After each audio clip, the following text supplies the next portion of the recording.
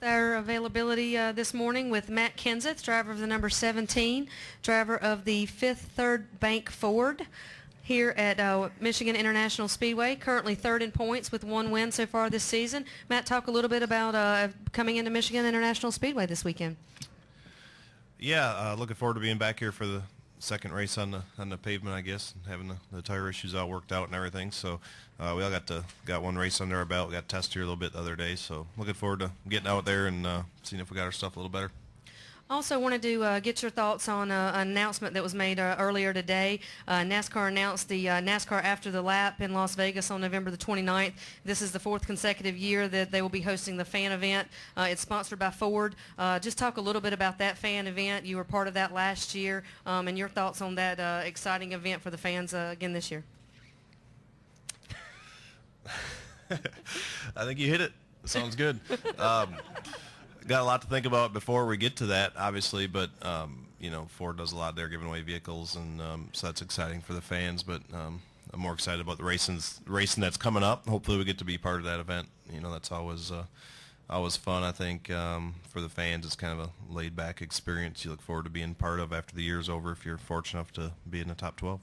All right, we'll open it up for questions for Matt. Please raise your hand. We'll get a wireless mic to you. We'll start right here in the middle with Bob.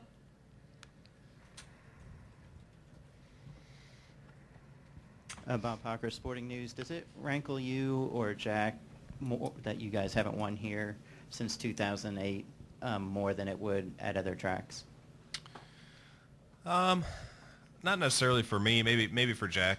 You know, because it's close to you know, Livonia, where he's done all his work in Roush Industries and Ford and all that stuff.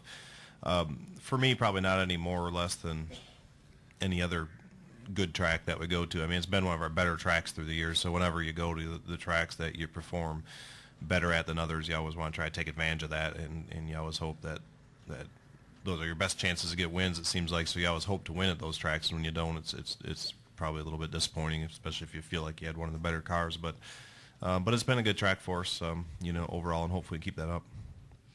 Okay, we'll take our next question from Mike here in the middle, then go to Claire and back to Marty. Two things, Matt. MikeHenryspeed.com. What's your impression of how the speeds are going to be different this weekend from June? I think it'll probably be similar to the race, you know, in June. I think it'll be pretty close to that. We'll probably be a little bit faster today in qualifying and in practice, and in the race, you know, always slows up a little bit when you get all the cars out there racing and everything. So I think it'll be similar to that. I believe the tire's fairly close to the same as that. It might be a little quicker than that, but I thought you know, it was kind of tough conditions to race in June, but I thought it made a really entertaining race. You know, when somebody got out of the groove or on the restarts and all that stuff, it made it exciting. And yesterday you were among the guys who were at the Ford event. What did you do? You drove some passenger cars on the test track. Tell me about that. Yeah, we typically go up there every year and go to their proving grounds and their test track facility and all that stuff, and get to drive all the new products and beat on them a little bit, and got to go to the truck assembly plant yesterday and kind of hang out. So we spent pretty much a whole day there. It's always a fun day. It's always kind of a long day, but it's always a fun day to go see the new stuff and to drive it and abuse it. Go ahead with your question, Claire. Claire B. Lang, Sirius XM NASCAR Radio. You have an average finish here of 9.3. Are the average finishes sort of out the window with the track surface? You know, can you look at them and even gauge how someone might do here? Well, I think it changes all the time. The surface has certainly been the biggest change here in years, but you know, certainly changing from the old car to this car was a huge change as well. I would say it's about the same as that. So I think you look at the last race a little bit. I thought we performed really well the last race. I think we finished third or fourth or something, and I thought we ran pretty competitively. So I feel good about that. I mean, it's the same track. It's different, but it's the same. So that's the long-winded answer to your question. I mean, you somewhat throw it out the window. I guess it's not the same, but yet things change every year, and this is just a bigger change. Thanks. Okay, we'll take our next question in the back from Marty.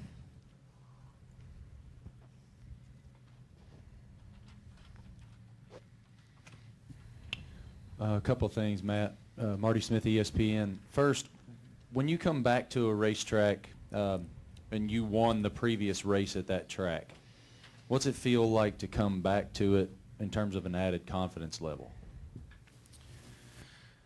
Well, I think it depends. It depends on a lot of different factors: who you are, what year it is, how you're running, if there's been any changes, all that kind of stuff.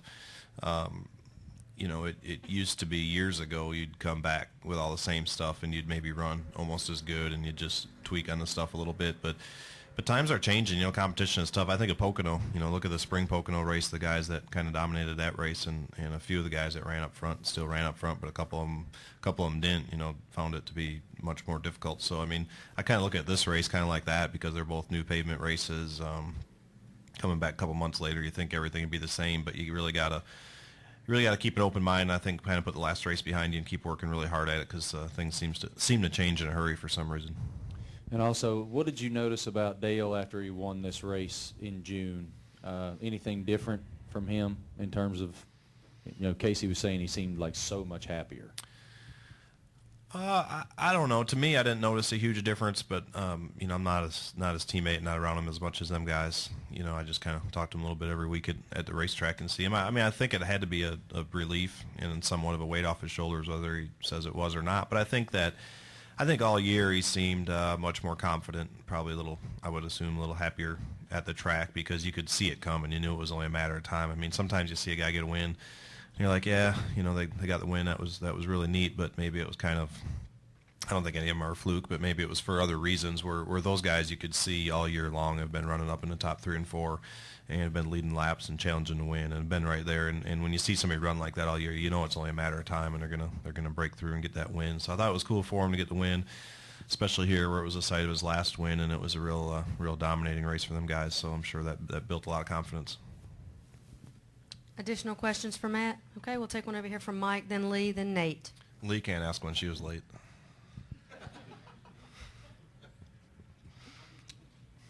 Have you got a TV show yet? No. Why aren't you winning more races? Why isn't Jack winning more races? It's been since February, I guess, and you're fast. You've had a bunch of thirds. You could have won 6 races, I guess, but you're not winning, and he was putting pressure on you guys to win because that's how Tony won the championship last year. Well, that's why don't you win races? There's a ton of reasons for that. There's a lot of competition. There's a lot of great teams out there. We try as hard as we can to win every race that I've ever entered in my entire life. So it's just it's not easy. It's really hard. We got to get our cars around a little faster. I got to be able to do a better job of finishing some of them off. I feel like some of them we put ourselves in position to win, and I didn't get to win for whatever reason, a variety of different reasons. You always want everybody to do better, but Pocono, for instance, I went home. It's one of the only times I can ever remember not winning a race and feeling like this, but we went home, and I was like, okay, what are we going to do better or different next time? And I sat there. I was like, man, I don't know. We had great pit stops. We had a perfect strategy. We had 2 or 3 more laps of fuel in the 48, knew the rain was coming and pitted after he did. Had a perfect restart, had ourselves in position, did all that stuff right and still came home, with our best car wrecked in 22nd, and I didn't feel like there was one thing different any of us could have done about that. So I think you just keep working on it and, keep racing as hard as you can, try to make your cars faster, keep putting yourself in position, and, hopefully the wins will come. Go ahead, Lee. Lee Spencer, Fox Sports. It's a contract year for a lot of people, including yourself. Have you noticed from talking to your peers if there's been a correction as far as salaries go in NASCAR? No, I haven't, just because I don't really talk about that with my peers. I don't really, I talk to them about as much about contracts as I talk to you guys. So it's kind of business I really try to keep to myself, and just the group working on it with me are the only ones that really know it. I don't really audit the garage or ask anybody else, what they're making or not making or really what's going on there. So I'm probably the wrong one to ask about that. How do you keep up with what the going rate is or what it should be, or how do you establish that if those numbers generally aren't reported? I don't. I don't keep up with it, really.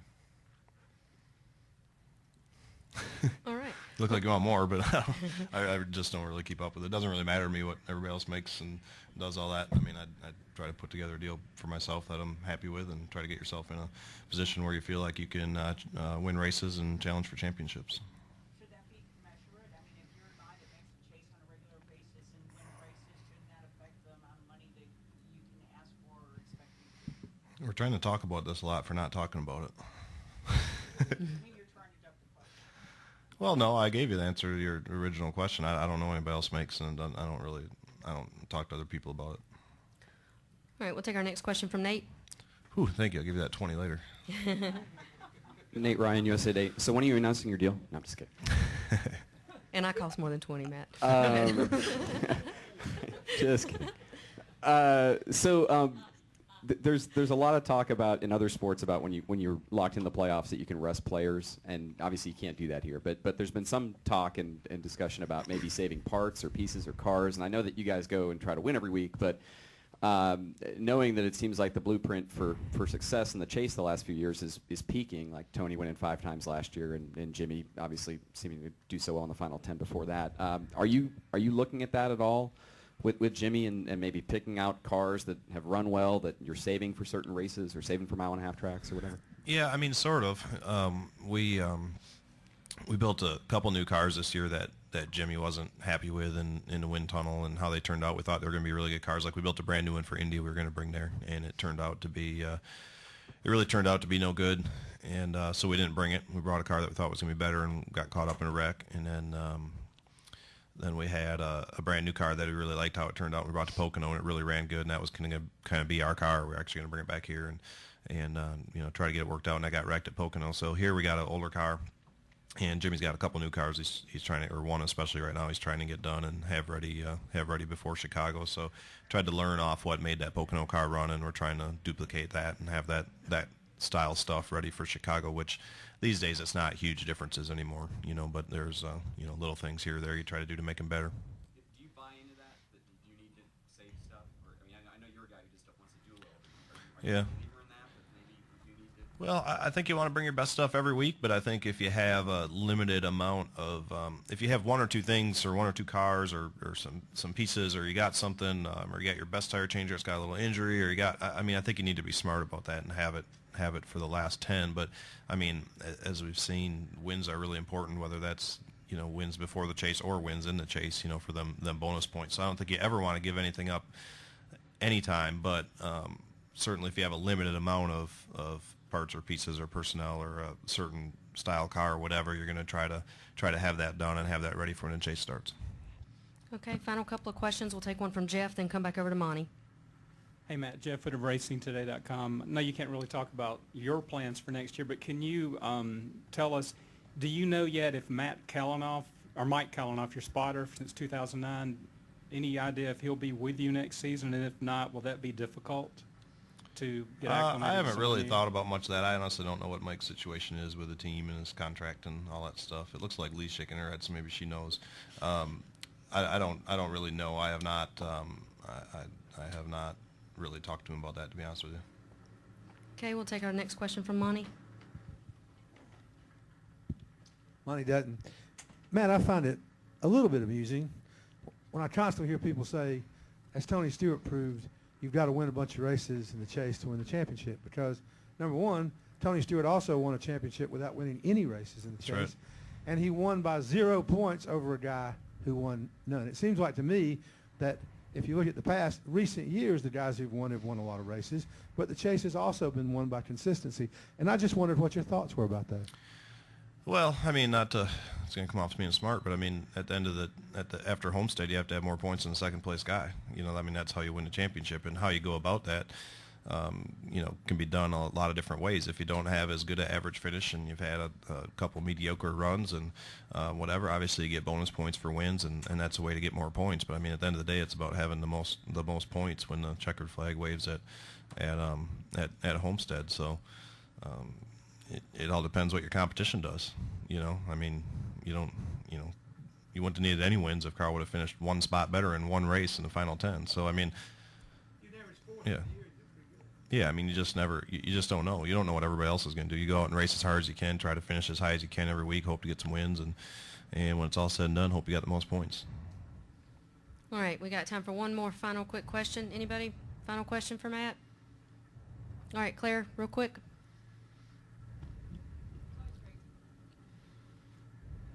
Claire B. Lang, Sirius XM NASCAR Radio. It's always great when our athletes get attention, in national media. But in this particular case, I mean, you're like the cover story for USA Today, and it's a great story. And it's saying you're far from the 12 lame duck, and it talks a little bit about Wisconsin. And I wonder if you've seen the article, and if the headline is about in Roush Fenway, the swan song, that you have such a sight on the title. Pleased with the fact that there's so much attention on this right now, even as you're getting ready to leave?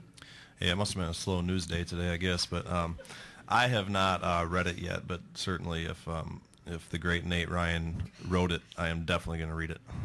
But I have not yet. But I am going to before practice. So if you see me coming back here, I'm looking for Nate because I didn't like something he wrote. All right, Matt, thank you very much for your time this morning. Good luck this Thanks, weekend. guys.